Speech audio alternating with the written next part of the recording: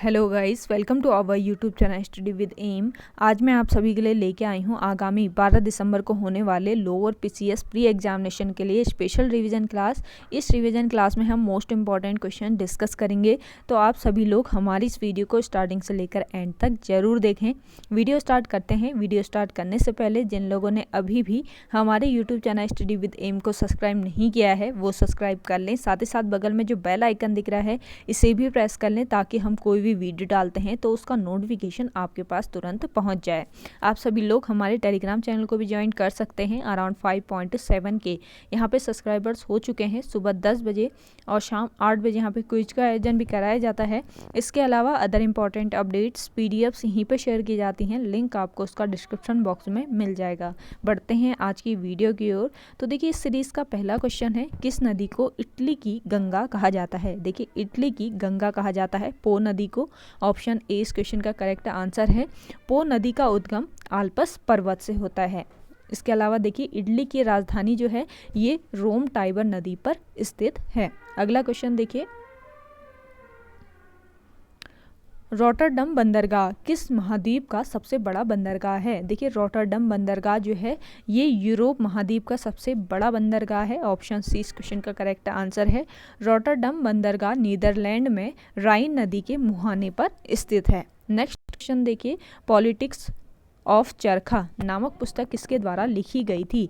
Politics of चरखा नामक पुस्तक लिखी गई थी बी कृपलानी के द्वारा। ऑप्शन सी इस क्वेश्चन का करेक्ट आंसर है। देखिए, जे बी कृपलानी का पूरा नाम था जीवंत राम भगवान दास कृपलानी। उनका जन्म 11 नवंबर 1888 ईस्वी को हुआ था। उन्हें भारतीय राष्ट्रीय कांग्रेस का 57वां अध्यक्ष चुना गया था। अगला क्वेश्चन देखिएगा, नुब्रा नदी कहाँ बहती है? नुब्रा नदी बहती है लद्दाख में। ऑप्शन सी इस क्वेश्चन का करेक्ट आंसर है। नुब्रा नदी जो है इसका उद्गम सियाचिन ग्लेशियर से होता है। मोस्ट इंपॉर्टेंट पॉइंट है। अगला देखिएगा, अगला क्वेश्चन है आपका, किस मुस्लिम शासक के सिक्कों पर हिंदू देवी लक्ष्मी का अंकन मिलता है? मोस्ट इंपॉर्टेंट क्वेश्चन है। देखिए, ये मुस्लिम शासक, तो ये मुस्लिम शासक है आपका मोहम्मद गौरी, जिसके सिक्कों पर हिंदू देवी लक्ष्मी का अंकन मिलता है। देखिए, मोहम्मद गौरी ने भारत में मुस्लिम शासक की नींव रखी थी। अगला देखिएगा, अगला क्वेश्चन है आपका, प्रथम विद्युत कंप्यूटर का नाम क्या था? प्रथम विद्युत कंप्यूटर का नाम था मार्क 1। ऑप्शन सी इस क्वेश्चन का करेक्ट आंसर है। देखिए, मार्क 1 कंप्यूटर का आविष्कार हार्वर्ड आइकन IBM कंपनी के सहयोग से किया गया था।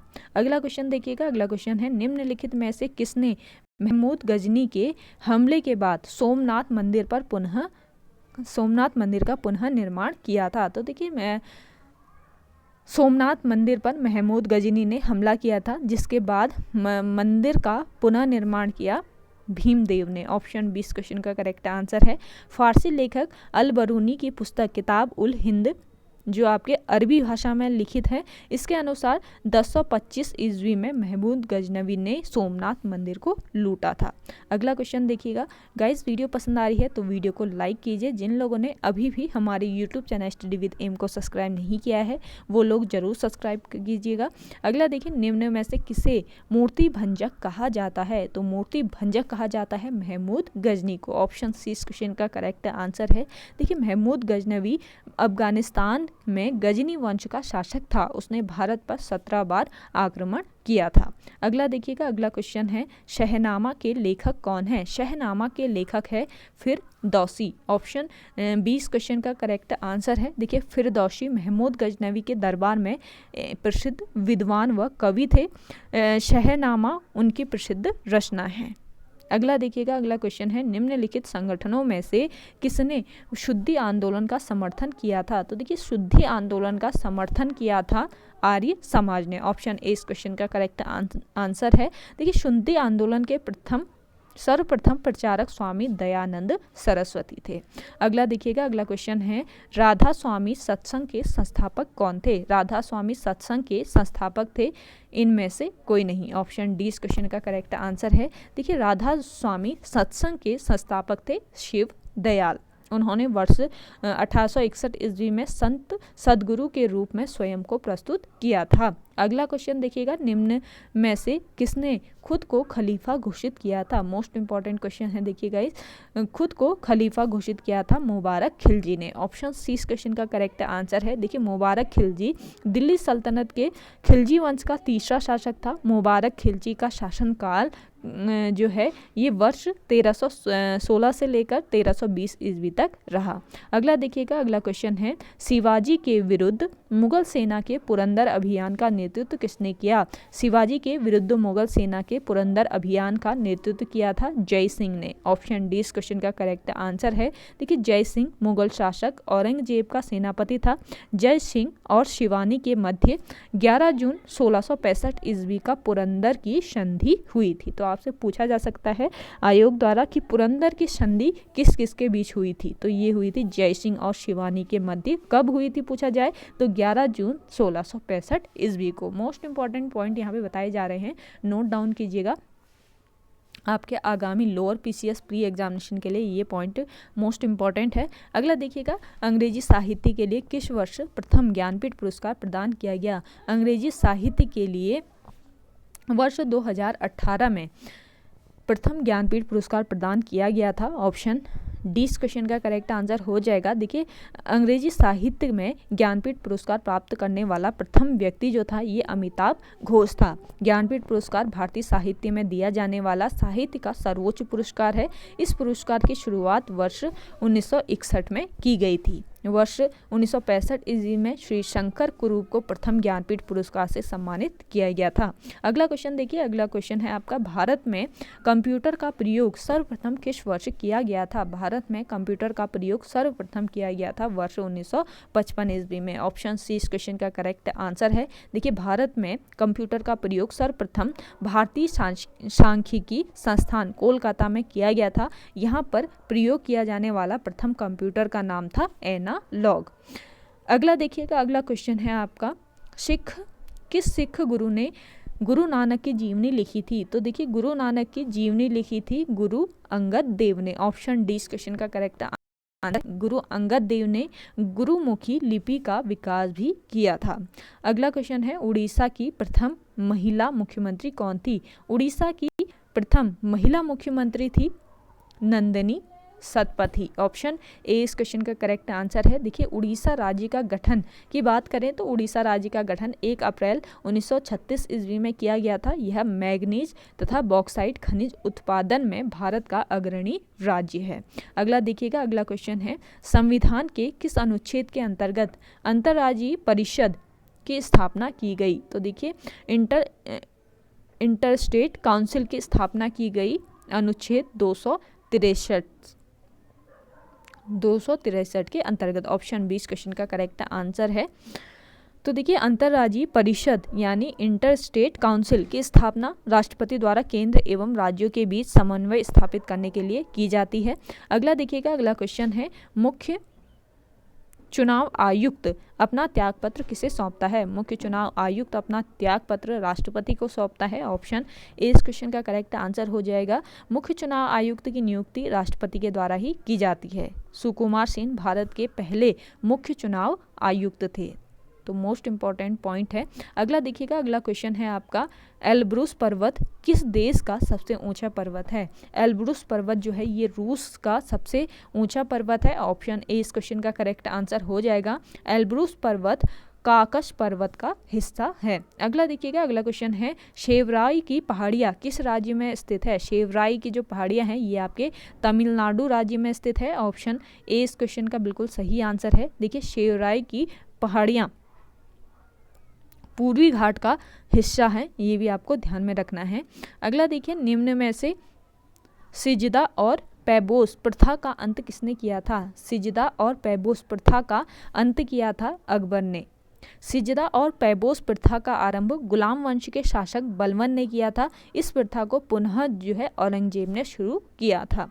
तो देखिए मोस्ट इंपॉर्टेंट पॉइंट यहाँ पे डिस्कस किए जाते हैं, तो आप इनको ध्यान में रखिएगा। आपके आगामी लोअर पीसीएस प्री एग्जामिनेशन के लिए ये क्वेश्चंस काफ़ी महत्वपूर्ण रहने वाले हैं, आपको काफ़ी हेल्प करेंगे। अगला देखिएगा, जैन धर्म किसके शासनकाल में श्वेतांबर और दिगंबर दो समुदायों में पृथक हुआ था? जैन धर्म जो है ये आपके चंद्रगुप्त मौर्य के शासनकाल में श्वेतांबर और दिगंबर 2 समुदायों में पृथक हुआ था? ऑप्शन ए इस क्वेश्चन का करेक्ट आंसर है। जैन धर्म के संस्थापक कौन है पूछा जा रहा है, तो जैन धर्म के संस्थापक थे ऋषभ देव। अगला देखिएगा, अगला क्वेश्चन है आपका, भारत भारतीयों के लिए है, यह नारा किसने दिया था? भारत भारतीयों के लिए है, ये नारा दिया था दयानंद सरस्वती ने। देखिए दयानंद सरस्वती का जन्म 12 फरवरी 1824 ईस्वी को हुआ था और इनके बचपन का नाम था मूल शंकर। अगला देखिएगा, किस देश की संसद का नाम राष्ट्रीय पंचायत है? तो देखिए ये देश है आपका नेपाल देश, जिसकी संसद का नाम राष्ट्रीय पंचायत है। विश्व के प्रमुख देशों की संसद का नाम यहाँ पे डिस्कस कर लेते हैं। तो देखिए भारत देश के संसद का नाम संसद है, रूस के संसद का नाम है ड्यूमा, अफगानिस्तान का है शोरा, मलेशिया का है दीवान निगारा, स्पेन का है कॉर्टेस, फिलीपींस का है कांग्रेस, इजराइल का है नेसेट, अमेरिका का कांग्रेस, जापान का डायट, पाकिस्तान का नेशनल असेंबली, मालदीव का मजलिस, चीन का नेशनल पीपुल्स कांग्रेस, इटली का पार्लामेंटो इटालियानो और ताइवान का है युआन। तो ये आप सारी चीज़ें ध्यान रखें। अगला क्वेश्चन देखिएगा, अगला क्वेश्चन है आपका, भारतीय अंतरिक्ष आयोग और अंतरिक्ष विभाग का गठन किस वर्ष किया गया? भारतीय अंतरिक्ष आयोग और अंतरिक्ष विभाग का गठन किया गया है वर्ष 1972 ईस्वी में। ऑप्शन 20 क्वेश्चन का बिल्कुल सही आंसर है। देखिए भारत में अंतरिक्ष आयोग और अंतरिक्ष विभाग का गठन अंतरिक्ष कार्यक्रमों को सुचारू रूप से करने के लिए किया गया था। वर्ष 1962 ईस्वी में सर्वप्रथम भारतीय अंतरिक्ष कार्यक्रम के जनक डॉक्टर विक्रम साराभाई की अध्यक्षता में भारतीय राष्ट्रीय अंतरिक्ष अनुसंधान समिति का गठन किया गया था। देखिए 15 अगस्त 1969 ईस्वी में इस समिति का पुनर्गठन करके भारतीय अंतरिक्ष अनुसंधान संगठन यानी इसरो की स्थापना की गई थी। अगला देखिएगा, निम्न में से कौन किसी ग्रह पर उतारा गया पहला अंतरिक्ष यान था? तो देखिए इनमें से वेनेरा 3 जो है ये किसी ग्रह पर उतारा गया पहला अंतरिक्ष यान था। ऑप्शन ए इस क्वेश्चन का बिल्कुल सही आंसर है। यह अंतरिक्ष यान सोवियत संघ द्वारा वर्ष 1965 ईस्वी में शुक्र ग्रह पर उतारा गया था। अगला देखिएगा, अगला क्वेश्चन है आपका, चंद्रमा पर सफलतापूर्वक उतरने वाला पहला अंतरिक्ष यान है। चंद्रमा पर सफलतापूर्वक उतरने वाला पहला अंतरिक्ष यान है लूना 9। देखिए लूना 9 जो है ये सोवियत संघ का एक मानव रहित अंतरिक्ष यान था। चंद्रमा पर कदम रखने वाला पहला मानव जो है 21 जुलाई 1969 ईस्वी को नील आर्मस्ट्रॉन्ग हैं। उसके साथ अन्य दूसरे अंतरिक्ष यात्री एडविन एड्रेलिन भी थे। अगला क्वेश्चन है आपका, भारत का पहला उपग्रह है। तो भारत का पहला उपग्रह है आर्यभट्ट। आर्यभट्ट जो है ये स्वदेशी तकनीक से निर्मित प्रथम भारतीय उपग्रह है। इसे 19 अप्रैल 1975 ईस्वी को पूर्व सोवियत संघ के बैकानूर अंतरिक्ष केंद्र के इंटर कॉस्मोस प्रक्षेपण यान द्वारा पृथ्वी के निकट वृत्तीय कक्षा में 994 किलोमीटर की ऊंचाई पर सफलतापूर्वक स्थापित किया गया था। देखिए विश्व का पहला सैटेलाइट पूछा जाता है तो विश्व का पहला सैटेलाइट था स्पुतनिक फर्स्ट। इसे 4 अक्टूबर 1957 ईस्वी में रूस यानी सोवियत ने लॉन्च किया था। अगला देखिएगा, विक्रम साराभाई अंतरिक्ष केंद्र का मुख्यालय कहाँ स्थित है? विक्रम साराभाई अंतरिक्ष केंद्र का मुख्यालय स्थित है तिरुवनंतपुरम में। ऑप्शन ए इस क्वेश्चन का करेक्ट आंसर है। देखिए विक्रम साराभाई अंतरिक्ष केंद्र इसरो का मुख्य केंद्र है। इस केंद्र का मुख्य कार्य प्रक्षेपण यानों और उपग्रह के लिए जड़त्व प्रणाली यानी रूट सिस्टम विकसित करना है। अगला क्वेश्चन देखिए, ओलंपिक खेलों में भाग लेने वाली प्रथम महिला कौन है? ओलंपिक खेलों में भाग लेने वाली प्रथम महिला है Mary Leena Rao. Option A इस क्वेश्चन का बिल्कुल राइट आंसर है। देखिए ओलंपिक खेलों में पदक जीतने वाली प्रथम भारतीय महिला है कर्णम मल्लेश्वरी। ये वेट लिफ्टर की खिलाड़ी हैं। अगला देखिएगा, अगला क्वेश्चन है आपका, देखिए ओलंपिक खेलों में पदक प्राप्त करता प्रथम भारतीय महिलाओं की अगर हम बात करें तो कर्णम मल्लेश्वरी जो हैं इन्होंने सिडनी वर्ष 2000 खेल वेट लिफ्टर में कांस्य पदक जीता है। मैरी कॉम ने लंदन में 2012 में बॉक्सिंग खेल में कांस्य पदक जीता है। साइना नेहवाल ने लंदन 2012 के ओलंपिक खेल में बैडमिंटन में कांस्य पदक जीता है। और पीवी सिंधु ने रियो 2016 जो आपके ओलंपिक 2016 रियो में हुआ था वहाँ पे बैडमिंटन खेल में रजत पदक जीता है।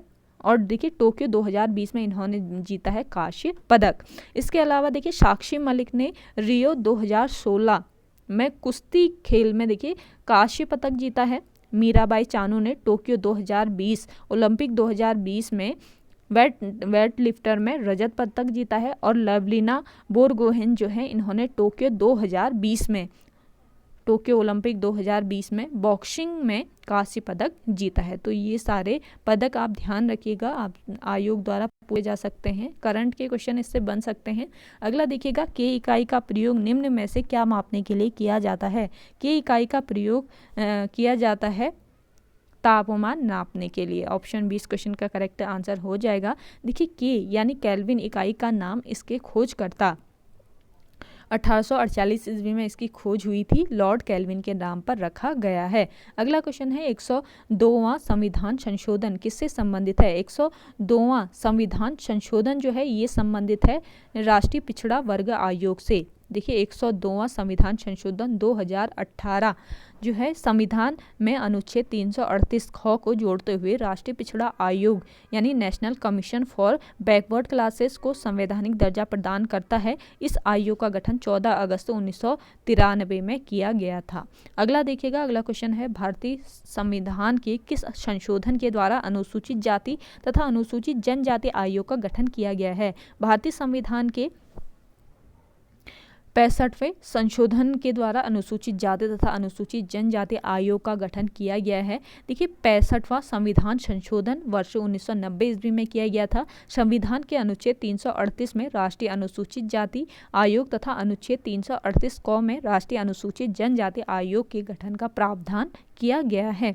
गाइस वीडियो पसंद आ रही हो तो वीडियो को लाइक कीजिएगा। जिन लोगों ने अभी भी हमारी YouTube channel study with M को सब्सक्राइब नहीं किया है वे लोग जरूर सब्सक्राइब कीजिए। अगला देखिएगा, ब्रह्मपुत्र नदी किस दर्रे से भारत में प्रवेश करती है। ब्रह्मपुत्र नदी जो है ये आपके यांगपया दर्रे से भारत में प्रवेश करती है। ऑप्शन ए इस क्वेश्चन का करेक्ट आंसर है। ब्रह्मपुत्र नदी को अरुणाचल प्रदेश में दिहांग के नाम से जाना जाता है। अगला क्वेश्चन देखिए, ग्रेट हिमालयन राष्ट्रीय उद्यान किस राज्य में स्थित है। ग्रेट हिमालयन राष्ट्रीय उद्यान जो है ये आपके हिमाचल प्रदेश राज्य में स्थित है। नेक्स्ट देखिए अगला देखिएगा, निम्न में से कौन सा पर्वत अफ्रीका महाद्वीप का सर्वोच्च शिखर है। तो देखिए अफ्रीका महाद्वीप का सर्वोच्च शिखर है एटलस। ऑप्शन ए इस क्वेश्चन का राइट आंसर हो जाएगा। देखिए माउंट किलिमंजारो जो है ये एक सुप्त ज्वालामुखी पर्वत है, यह तंजानिया देश में स्थित है। अगला क्वेश्चन देखिए, अगला क्वेश्चन है आपका फ्यूजियामा पर्वत जापान के किस द्वीप पर स्थित है। फ्यूजियामा पर्वत जो है ये जापान के होन्शु द्वीप पर स्थित है। देखिए फ्यूजियामा पर्वत जापान का सबसे ऊंचा पर्वत है। अगला क्वेश्चन है आपका अमेरिका मेड्डू नामक प्राचीन पत्तन भारत में कहाँ स्थित है। अरिका मेड्डू नामक प्राचीन पत्तन जो है ये भारत के पुदुचेरी में स्थित है। ऑप्शन 20 क्वेश्चन का करेक्ट आंसर हो जाएगा। यह पत्तन प्राचीन रोम काल में व्यापार का बहुत प्रसिद्ध पत्तन था। अगला देखिएगा, पोर्टफोलियो प्रणाली निम्न में से किसके द्वारा शुरू की गई थी। पोर्टफोलियो प्रणाली जो है ये शुरू की गई थी लॉर्ड कैनिंग के द्वारा। ऑप्शन ए इस क्वेश्चन का बिल्कुल सही आंसर है। देखिए भारत परिषद अधिनियम 1861 के द्वारा वायसराय की कार्यकारी परिषद में पोर्टफोलियो प्रणाली की शुरुआत की गई थी। देखिए लॉर्ड कैनिंग द्वारा 1859 ईस्वी में प्रारंभ की गई पोर्टफोलियो प्रणाली के अंतर्गत वायसराय की परिषद का एक सदस्य एक या अधिक सरकारी विभागों का प्रभारी बनाया जा सकता है तथा उसे इस विभाग में काउंसिल की तरफ से अंतिम आदेश पारित करने का अधिकार था। अगला देखिएगा, अगला क्वेश्चन है आपका निम्न में से नागरिकता संबंधी प्रावधान भारतीय संविधान में विद्यमान है। निम्न में से नागरिकता संबंधी प्रावधान जो है ये भारतीय संविधान में विद्यमान है भाग 2 अनुच्छेद 5 से लेकर 11 में। ऑप्शन 20 क्वेश्चन का बिल्कुल राइट आंसर है। देखिए भारत में एकल नागरिकता का प्रावधान है, ये भी आप ध्यान रखें। अगला देखिएगा, इटली के एकीकरण की तलवार किसे कहा जाता है। इटली के एकीकरण की तलवार कहा जाता है गैरी बाल्डी को। ऑप्शन 20 क्वेश्चन का करेक्ट आंसर हो जाएगा। देखिए इटली के एकीकरण का जनक जोसेफ मेज़िनी को कहा जाता है। नेक्स्ट क्वेश्चन देखिएगा। गाइस वीडियो पसंद आ रही है तो वीडियो को लाइक कीजिए। जिन लोगों ने अभी भी हमारे YouTube channel study with M को सब्सक्राइब नहीं किया है वो सब्सक्राइब कर लें, सब्सक्राइब कर लें, ज़्यादा से ज़्यादा शेयर कीजिए वीडियो को अपने दोस्तों के साथ अपने व्हाट्सएप ग्रुप्स में। नेक्स्ट क्वेश्चन देखिए, वर्धा योजना का संबंध किससे था? देखिए मोस्ट इंपॉर्टेंट क्वेश्चन है। वर्धा योजना का संबंध था शिक्षा से। वर्धा योजना ने शिक्षा व्यवस्था को जीविकोपार्जन से जोड़ने तथा 7 वर्षों तक की शिक्षा अनिवार्य व निःशुल्क करने तथा कक्षा 2 से लेकर 7 की शिक्षा को मातृभाषा करने की सिफारिश की थी। इस योजना का सूत्रपात वर्ष 1937 ईस्वी में महात्मा गांधी ने किया था। नेक्स्ट क्वेश्चन देखिए, माउंट सुमेरु कहाँ स्थित है? माउंट सुमेरु स्थित है आपके इंडोनेशिया में। ऑप्शन ए यहाँ पे आपका राइट आंसर हो जाएगा। देखिए माउंट सुमेरु इंडोनेशिया के पूर्वी जावा में स्थित एक सक्रिय ज्वालामुखी है। अगला देखिएगा, अगला क्वेश्चन है, भारत का सबसे बड़ा टाइगर रिजर्व कहाँ स्थित है? भारत का सबसे बड़ा टाइगर रिजर्व है आंध्र प्रदेश में। भारत का सबसे बड़ा टाइगर रिजर्व जो है ये नागार्जुन सागर श्रीशैलम टाइगर रिजर्व है। नाम पूछ दिया जाए तो नाम ये है। देखिए भारत का सबसे छोटा टाइगर रिजर्व की बात करें तो भारत का सबसे छोटा टाइगर रिजर्व है पेंच टाइगर रिजर्व, जो आपके महाराष्ट्र राज्य में स्थित है। अगला देखिएगा, इसके अलावा भारत का पहला टाइगर रिजर्व कौन सा है? तो ये है जिम कॉर्बेट नेशनल पार्क, जो आपके उत्तराखंड राज्य में है। और वर्तमान में भारत में कुल 52 टाइगर रिजर्व हैं। सारे पॉइंट ध्यान में रखिएगा। अगला देखिएगा, भारतीय खाद्य प्रसंस्करण प्रौद्योगिकी संस्थान कहाँ स्थित है? मोस्ट इंपॉर्टेंट क्वेश्चन है। भारतीय खाद्य प्रसंस्करण प्रौद्योगिकी संस्थान जो है ये आपके तंजौर यानी तमिलनाडु राज्य में स्थित है। ऑप्शन ए इस क्वेश्चन का बिल्कुल सही आंसर है। देखिए भारतीय खाद्य प्रसंस्करण संस्थान जो है ये उद्योग मंत्रालय के तहत एक अग्रणी अनुसंधान और शैक्षिक संस्थान है। अगला देखिएगा, अगला क्वेश्चन है, दक्षिण अफ्रीका की राजधानी क्या है? दक्षिण अफ्रीका की राजधानी है प्रीटोरिया, बलोम फॉन्टेन, केप टाउन। सभी हैं तो उपयुक्त सभी। ऑप्शन डी इस क्वेश्चन का करेक्ट आंसर है। देखिए दक्षिण अफ्रीका की निम्न राजधानी है। प्रीटोरिया जो है ये कार्यपालिक राजधानी है, ब्लोम फॉन्टेन जो है न्यायिक राजधानी है, और केप टाउन जो है ये विधायी राजधानी है। तो ये अलग अलग तरह की राजधानियां हैं, ये आप ध्यान रखिएगा दक्षिण अफ्रीका की। अगला देखिए, राष्ट्रीय जन विज्ञान संस्थान की स्थापना किस वर्ष की गई थी? मोस्ट इंपॉर्टेंट क्वेश्चन है गाइस। राष्ट्रीय जन विज्ञान संस्थान की स्थापना की गई थी वर्ष 1979 ईस्वी में। ऑप्शन डी जो है यहाँ पे आपका बिल्कुल राइट आंसर हो जाएगा। अगला देखिएगा, अगला क्वेश्चन है आपका, आगरा का जामा मस्जिद किससे समर्पित है? आगरा का जामा मस्जिद समर्पित है जहांनारा को। ऑप्शन ए आपका यहाँ पे राइट आंसर है। आगरा की जामा मस्जिद का निर्माण शाहजहां ने करवाया था। जहांनारा जो है ये शाहजहां की सबसे बड़ी पुत्री थी। अगला देखिएगा, अगला क्वेश्चन है, भारत में न्यूनतम मजदूरी अधिनियम पारित हुआ। भारत में न्यूनतम मजदूरी अधिनियम पारित हुआ था वर्ष 1948 ईस्वी में। देखिए न्यूनतम मजदूरी अधिनियम संसद द्वारा पारित एक श्रम कानून है जो कि कुशल तथा अकुशल श्रमिकों को दी जाने वाली मजदूरी का निर्धारण करता है। अगला देखिएगा, अगला क्वेश्चन है आपका, धुआंधार जलप्रपात कहाँ स्थित है? धुआंधार जलप्रपात स्थित है नर्मदा नदी में। देखिए धुआंधार जलप्रपात मध्य प्रदेश के जबलपुर जिले में स्थित प्रमुख दर्शनीय स्थल है और इसकी ऊंचाई है 50 फीट। अगला देखिएगा, अगला क्वेश्चन है, भारतीय संविधान में पंचायती राज व्यवस्था से संबंधित अनुसूची है। देखिए मोस्ट इंपॉर्टेंट क्वेश्चन है। पंचायती राज व्यवस्था से आपके हर एग्जाम में क्वेश्चन आते ही हैं, तो ये देखिए मोस्ट इंपॉर्टेंट क्वेश्चन बन जाता है। भारतीय संविधान में पंचायती राज व्यवस्था से संबंधित अनुसूची है 11वीं अनुसूची। ऑप्शन सी इस क्वेश्चन का करेक्ट आंसर है। अगर आपको पंचायती राज व्यवस्था से रिलेटेड और भी क्वेश्चन चाहिए तो आप हमारे YouTube channel study with M पर विजिट कर सकते हैं। वहाँ पे पंचायती राज व्यवस्था से संबंधित 3 वीडियो बनाई गई हैं हमारे द्वारा, तो आप उन्हें देख सकते हैं। देखिए पंचायती राज व्यवस्था को 11वीं अनुसूची में 73वें संविधान संशोधन 1993 द्वारा जोड़ा गया था। लिंक इसका डिस्क्रिप्शन बॉक्स में प्रोवाइड करा दिया जाएगा, तो आप वहां से देख सकते हैं। अगला देखिएगा, उष्णकटिबंधीय घास के मैदानों को क्या कहा जाता है? उष्णकटिबंधीय घास के मैदानों को कहा जाता है सवाना। ऑप्शन सी इस क्वेश्चन का करेक्ट आंसर है। देखिए सवाना घास के मैदान अफ्रीका महाद्वीप में पाए जाते हैं। अगला क्वेश्चन है आपका, निम्नलिखित में से कौन सा राज्य स्पाइस गार्डन ऑफ इंडिया यानी भारत का मसाला उद्यान के लिए प्रसिद्ध है? स्पाइस गार्डन ऑफ इंडिया के लिए प्रसिद्ध है केरल राज्य। ऑप्शन ए जो है यहाँ पे आपका बिल्कुल राइट आंसर है। देखिए मसाला बोर्ड का मुख्यालय कोच्चि शहर में स्थित है। अगला देखिए, एल्फ्रेड नोबेल ने डायनामाइट का पेटेंट कब करवाया था? एल्फ्रेड नोबेल ने डायनामाइट का पेटेंट करवाया था वर्ष 1867 ईस्वी में। ऑप्शन 20 क्वेश्चन का बिल्कुल राइट आंसर है। देखिए, स्वीडिश आविष्कारक एल्फ्रेड नोबेल ने नाम अलग अलग 355 पेटेंट किए थे। स्वीडिश आविष्कारक जो हैं एल्फ्रेड नोबेल ने नाम अलग अलग 355 पेटेंट किए थे। एल्फ्रेड नोबेल ने ही 1895 में नोबेल पुरस्कार की स्थापना की थी। तो आपसे पूछा जा सकता है कि नोबेल पुरस्कार की स्थापना किसने की थी? ये की थी एल्फ्रेड नोबेल ने। अगला क्वेश्चन देखिए, नेक्स्ट क्वेश्चन है आपका, भारत में विज्ञान महोत्सव का आयोजन किस वर्ष से प्रारंभ किया गया? देखिए, भारत में विज्ञान महोत्सव का जो आयोजन है ये प्रारंभ किया गया वर्ष 2015 से। ऑप्शन 20 क्वेश्चन का करेक्ट आंसर है। विज्ञान महोत्सव का मुख्य उद्देश्य विज्ञान और प्रौद्योगिकी के क्षेत्र में समावेशी विकास के लिए रणनीति तैयार करना था। अगला देखिएगा, जेसीबी पुरस्कार का संबंध है। जेसीबी पुरस्कार का संबंध है साहित्य से। जेसीबी पुरस्कार वर्ष 2018 में शुरू किया गया। जेसीबी लिटरेचर फाउंडेशन द्वारा प्रत्येक वर्ष इस पुरस्कार को प्रदान किया जाता है। सारे पॉइंट आप ध्यान में रखिएगा।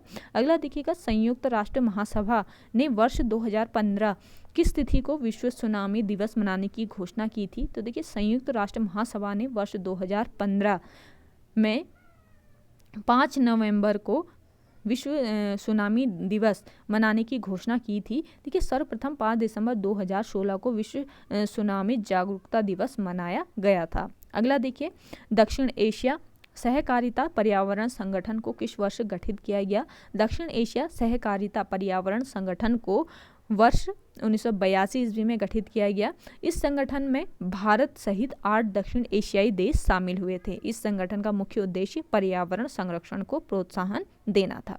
अगला देखिएगा, अगला क्वेश्चन है, सिंधी भाषा को संविधान की 8वीं अनुसूची में किस संशोधन के तहत शामिल किया गया था? सिंधी भाषा को संविधान की 8वीं अनुसूची में 21वां संविधान संशोधन के तहत शामिल किया गया था। ऑप्शन ए बिल्कुल राइट आंसर है। देखिए, 21वां संशोधन वर्ष 1967 ईस्वी में किया गया था। ये भी आपको ध्यान में रखना है। अगला देखिएगा, अगला क्वेश्चन है, भारतीय भाषाओं का उल्लेख संविधान के किस अनुसूची में वर्णित है? भारतीय भाषाओं का उल्लेख संविधान के अनुसूची 8 में वर्णित है। ऑप्शन सी आपका यहाँ पे राइट आंसर हो जाएगा। देखिए, मूल रूप से संविधान की 8वीं अनुसूची में 14 भाषाएं शामिल थीं।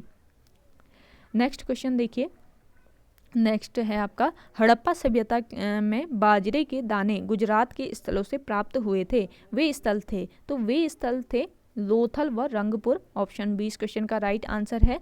हड़प्पा सभ्यता के सर्वाधिक स्थल गुजरात से ही प्राप्त हुए हैं। अगला क्वेश्चन देखिए, मर्मागोवा पत्तन कहाँ स्थित है? मर्मागोवा पत्तन स्थित है गोवा में। ऑप्शन डी आपका यहाँ पे राइट आंसर है।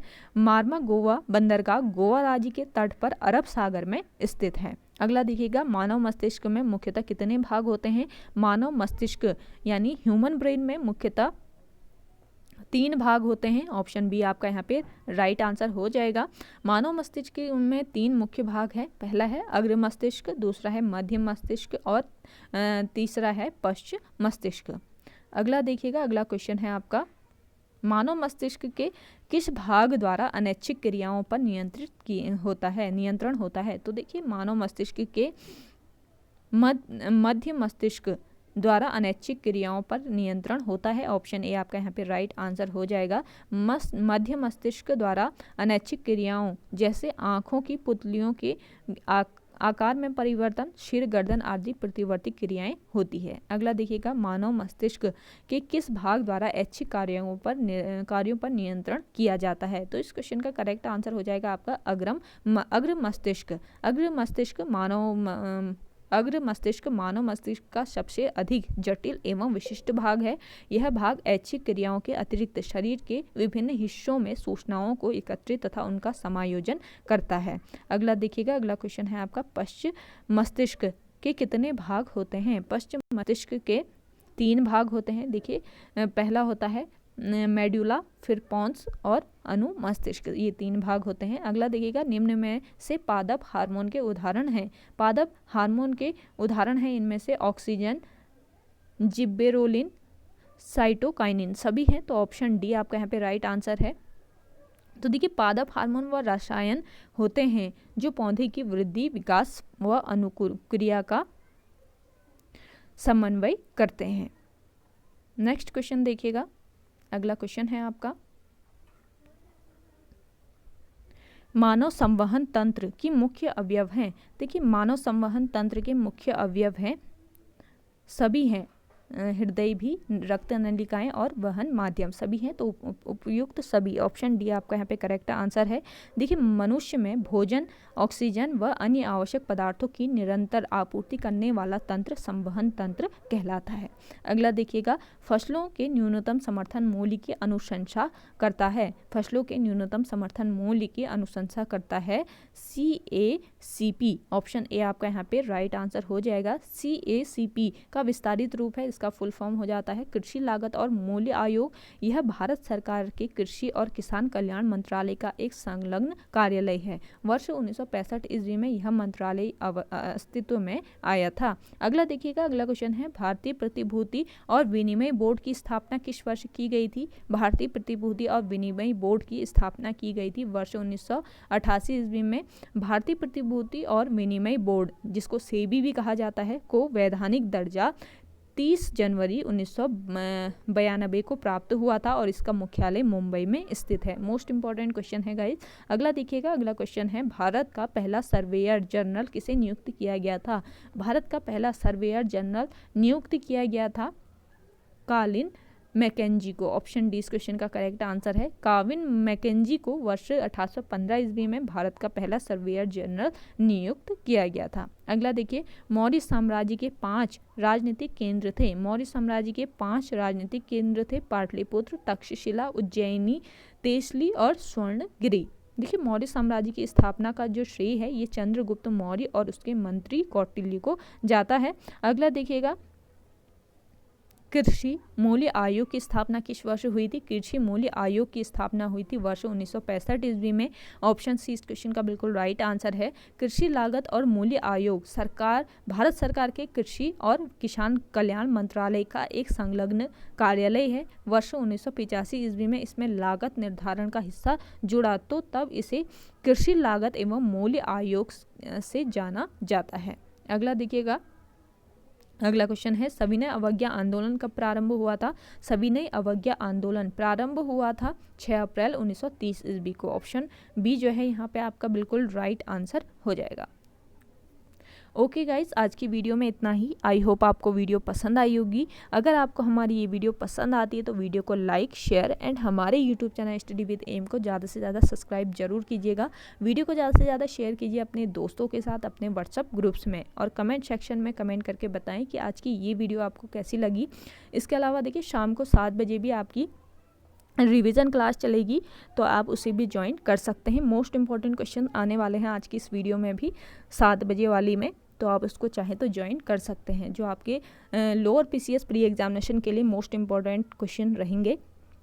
तो मिलते हैं शाम को 7 बजे एक नई इंटरेस्टिंग वीडियोस के साथ। तब तक के लिए धन्यवाद।